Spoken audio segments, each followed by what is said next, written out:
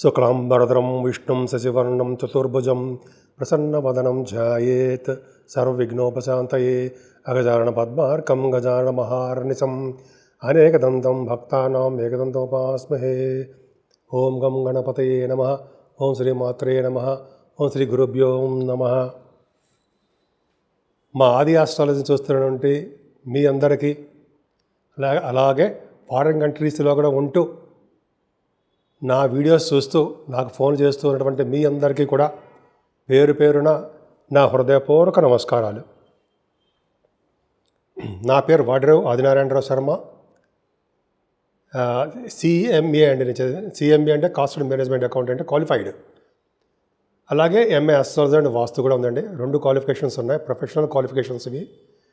అంతేకాకుండా నా cell number 7075389589 7075389589. మీకు మీ జాతకాలు చూపించుకోవాలనుకుంటే ఈ కింద నెంబర్కి ఫోన్ చేయండి. మీ date of birth, time of birth, place of birth ఈ 3 ఉంటే సరిపోతుందండి. ముఖ్యంగా పెళ్ళిళ్ళు కాని వాళ్ళకి కానీ, ఉద్యోగాలు రాలేకపోతే వాళ్ళకి కానీ, ఏ విధమైన సమస్యలు ఉన్నా సరే వాటిని మనం చక్కటి పరిష్కార మార్గాలు కూడా సూచిస్తానండి. నేను కేపీ అస్ట్రాలజీ సిస్టమ్ ప్రకారం కూడా నేను చూస్తూ ఉంటాను. అంతేకాకుండా మీరు నా వీడియోస్ నచ్చితే లైక్ చేయండి, షేర్ చేయండి, సబ్స్క్రైబ్ చేయండి. ఇప్పుడు మనం సెప్టెంబర్ నెల 1వ తారీఖు నుంచి 30వ తారీఖు వరకు కూడా 12 రాశుల వారికి ఎలా ఉండబోతుందో ఇప్పుడు మనం తెలుసుకుందాం. మిథున రాశి వారికి మీ రాశిలోనే గురుడు ఉండడం వల్ల చాలా మంచి జరుగుతుందండి. ప్రతి పనిలోనూ మీరు ముందంజలో ఉంటారు.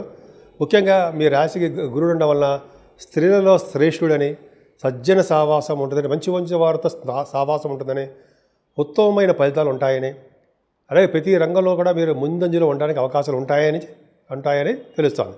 అంతేకాకుండా గురుడు ఉండడం వల్ల మీకు జ్ఞాన సంపద బాగా ఉంటుందండి. తెలివితేటలు ఎక్కువ, చెప్పినది మర్చిపోతూ ఉండరు.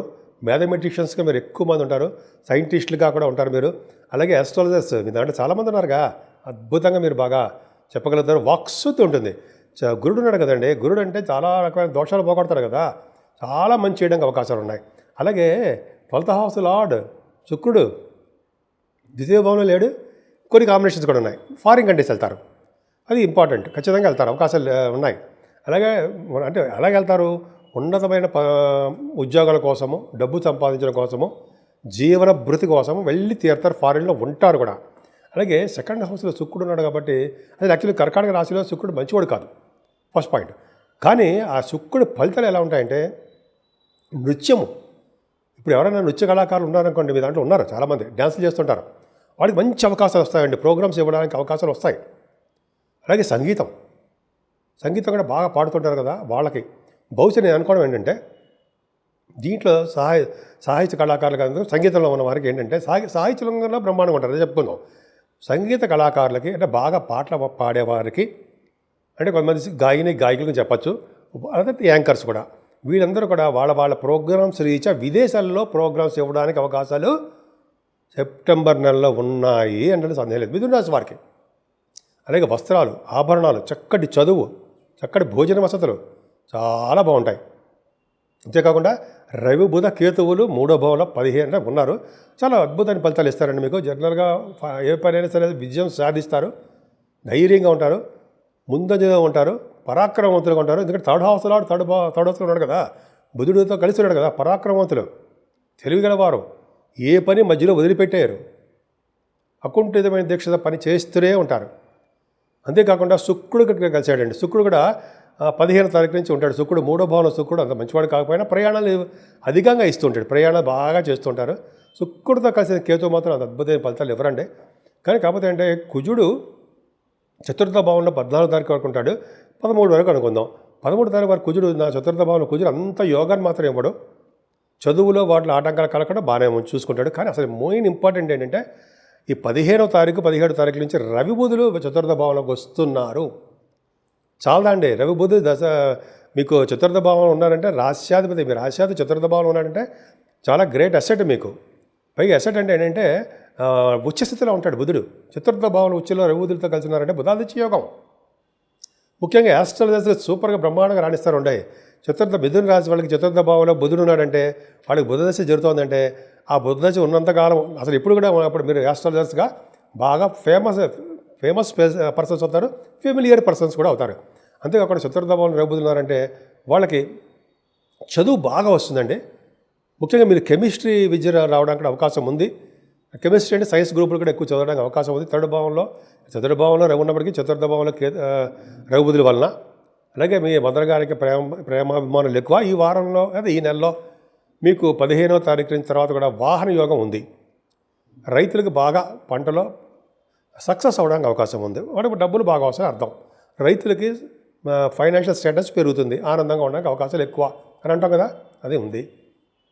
అంతేకాకుండా మీకు సంగీతంలో చాలామంది ఉన్నారండి. అంటే సంగీతం అని ఇందాక చెప్పినట్టుగా సంగీతం మ్యూజిక్ డైరెక్టర్స్ అంటామే, వాళ్ళందరూ కూడా చతుర్థ భావం బాగుండాలండి. బాగుంటే చక్కగా వాళ్ళ సంగీతంలో నేమ్ అండ్ ఫేమ్ ఉంటుంది. అలాగే మీ ఇంటిని చాలా నీట్గా డెకరేట్ చేసుకుంటూ ఉంటారు. అంతేకాకుండా కుజుడే పంచమభావం చూడడం వలన గురుడు పంచమభావం చూడడం వల్ల కుజుడే పంచమభావం ఉండడం వల్ల ఖచ్చితంగా మీ పుత్ర సంతాన యోగము ఉండడమే కాకుండా మీ పుత్రులు మీతో కలిసి ఉండడానికి అవకాశం ఉంటుంది. అంతేకాకుండా పుత్రులు కూడా అంతేనండి.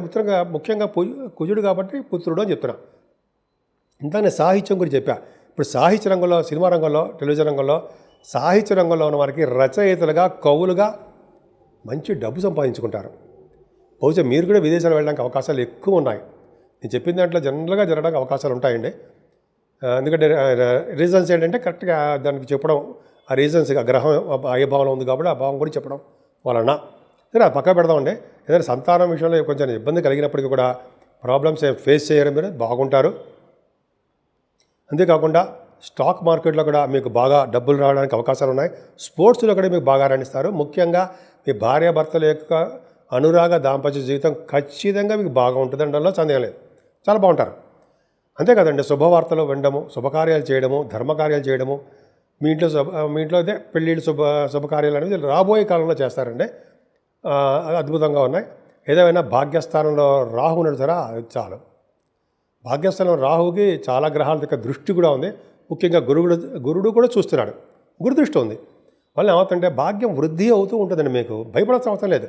ముఖ్యంగా సాఫ్ట్వేర్ రంగ వ్యాపారాలకి, రియల్ ఎస్టేట్ రంగ వ్యాపారులకి బాగా ధన ప్రాప్తి ఉంటుంది. కోల్డ్ రంగ వ్యాపారులకి, అలాగే ఫార్మా రంగము, ఆటోమొబైల్ ఇండస్ట్రీసు, ఐరన్, పెట్రోలియం శాఖలు వ్యాపారాభివృద్ధి బ్రహ్మాండంగా ఉంటుంది.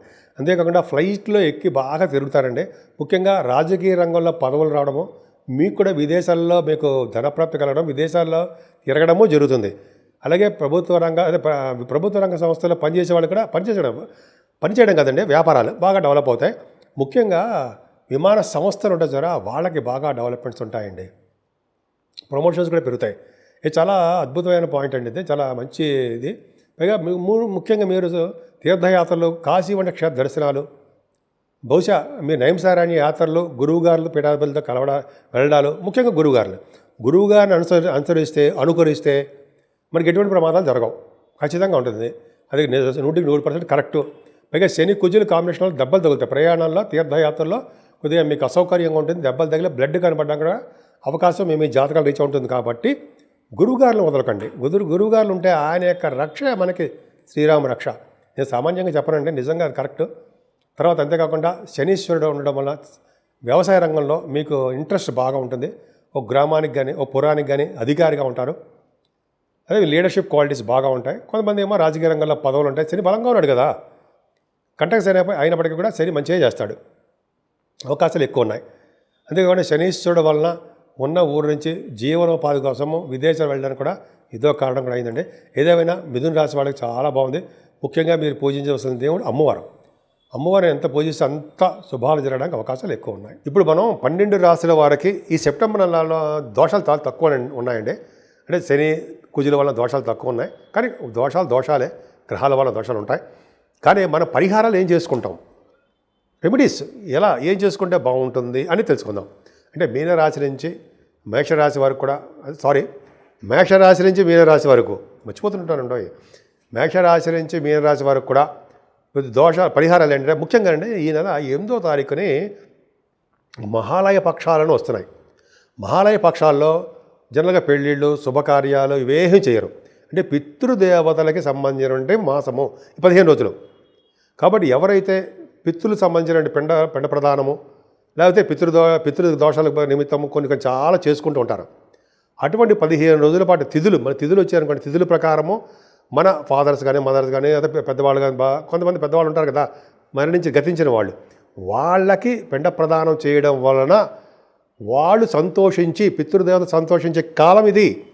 సంతోషించి మనల్ని ఆశీర్వదించి, అంటే మనల్ని అంటే ఎవరికైతే ఇలా చేసుకుంటున్నారో అని, అంటే మనందరూ తల్లిదండ్రులు ఉన్నవాళ్ళే మనం, అంటే నేను కాదు మీరని. సో అది ఉన్న వాళ్ళకి అంటే పితృదోషం ఈ కార్యక్రమాలన్నీ చేసుకునే వారికి పితృదేవతలు సంతోషించి, పితృదేవత గురించి ఒకసారి టాపిక్ చెప్పుకుందామండి. అసలు పితృదేవత అంటే ఎవరు, ఎక్కడ ఉంటారు, అవి మనం ఒకసారి షార్ట్ నేను చెప్పబోతున్నాను.